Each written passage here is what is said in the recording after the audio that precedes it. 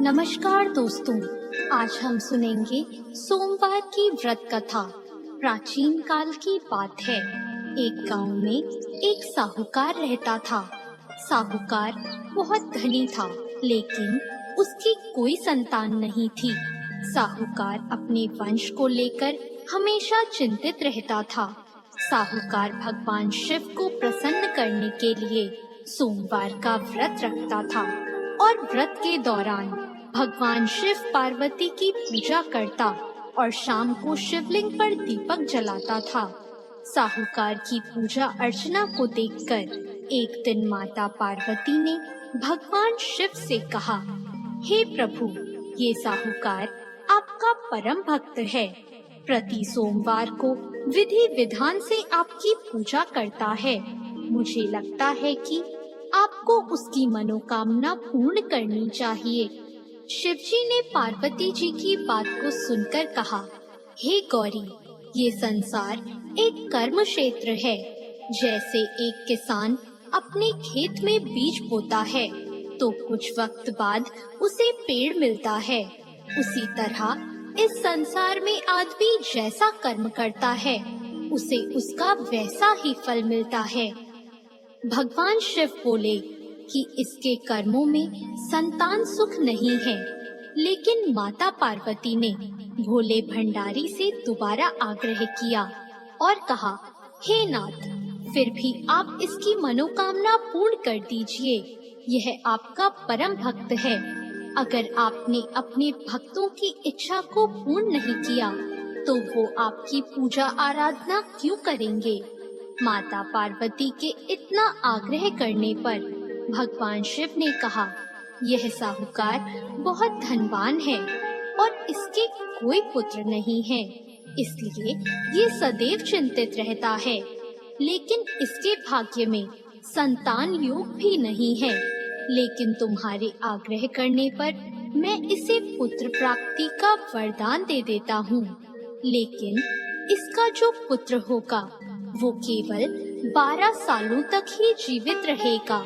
फिर एक रात्रि शिवजी ने साहूकार को स्वप्न में दर्शन दिए और कहा कि उसको जल्द ही पुत्र रत्न की प्राप्ति होगी, लेकिन उसका पुत्र दीर्घ आयु नहीं रहेगा, बल्कि केवल 12 वर्ष तक ही जीवित रह पाएगा।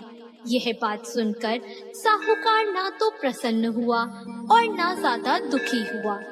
साहूकार ने इस बात को सुनकर भी पूजा अर्चना जारी रखी और कुछ दिनों बाद साहूकार की पत्नी गर्भवती हो गई और उसने एक सुंदर बालक को जन्म दिया।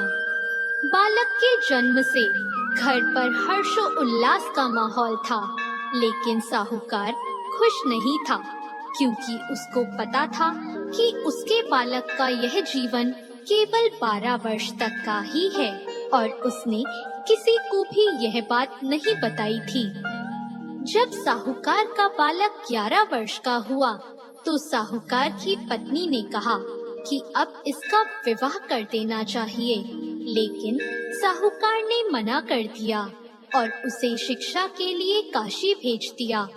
साहूकार ने बालक के मामा को बुलाया और पैसे देकर उन्हें बालक के साथ काशी जाने का आदेश दिया। फिर साहूकार ने मामा भांजे से कहा कि वह काशी जाते समय रास्ते में यज्ञ करते हुए और ब्राह्मणों को भोजन कराते हुए ही जाए। दोनों मामा भांजों ने ऐसा ही किया। काशी जाते वक्त जिस रास्ते से मामा भांजे गुजर रहे थे, उसका राजा अपनी पुत्री का विवाह एक ऐसे राजकुमार से करवा रहा था जो कि काना था, यानी उसे एक आंख से दिखता नहीं था। दूल्हे का पिता इस बात से चिंतित था कि अगर दुल्हन पक्ष को यह पता चल गया कि दूल्हा काना है तो राजकुमारी विवाह के लिए मना कर देगी।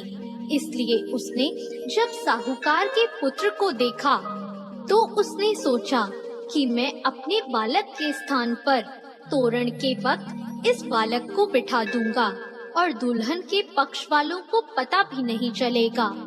दूल्हे के पिता ने साहूकार के पुत्र को इस बात के लिए राजी किया। इस तरह साहूकार के उस लड़के दूल्हे के कपड़े पहने और घोड़ी पर चढ़कर तोरण की रस्म पूरी की। तोरण के बाद फेरों की जब बारी आई तो दूल्हे के पिता ने साहूकार के पुत्र से अनुरोध किया कि वह दुल्हन के साथ फेरे ले और जब विवाह संपन्न हो जाए तो यह बात किसी को ना बताए। मामा भी राजी हो गया और विवाह समारोह भी निपट गया और शादी संपन्न होने के बाद मामा भांजा काशी के लिए प्रस्थान कर गए। परंतु साहूकार के पुत्र ने दुल्हन के कपड़ों पर लिख दिया कि तुम्हारी शादी मुझसे हुई है, लेकिन जिसके साथ तुम जाओगी वह एक आंख वाला आदमी है और मैं काशी में शिक्षा ग्रहण करने जा रहा हूँ। जब राजकुमारी ने यह बात पढ़ी तो उसने राजकुमार के साथ जाने से इनकार कर दिया और अपने पिता से कहा, यह मेरा पति नहीं है, मेरा पति शिक्षा ग्रहण करने काशी गया है। जब सब जगह यह बात फैल गई तो मजबूरी में दूल्हे के पिता को सारी बात बतानी पड़ी और दुल्हन के पिता ने भी अपनी बेटी को भेजने से इनकार कर दिया। इधर मामा भांजे दोनों काशी पहुंच गए और बालक शिक्षा ग्रहण करने लगा और मामा ने यज्ञ कराना भी शुरू कर दिया। जब साहूकार का पुत्र 12 साल का हो गया तो एक दिन वो अपने मामा से बोला कि उसकी तबीयत ठीक नहीं है और वह सोने अंदर जा रहा है। साहूकार का पुत्र अंदर सोने गया और उसकी मृत्यु हो गई। कुछ देर बाद जब मामा अंदर पहुँचे, उन्होंने जब अपने भांजे को मरे हुए देखा तो वो बहुत दुखी हुए, परंतु वह रो नहीं सकते थे वरना उनका यज्ञ अधूरा रह जाता। इसलिए मामा ने वापस जाकर यज्ञ पूरा किया और ब्राह्मणों का भोजन कराने के बाद मामा अपने मृत भांजे को देखकर रोने लगे। उसी वक्त उसी मार्ग से शिव पार्वती गुजर रहे थे।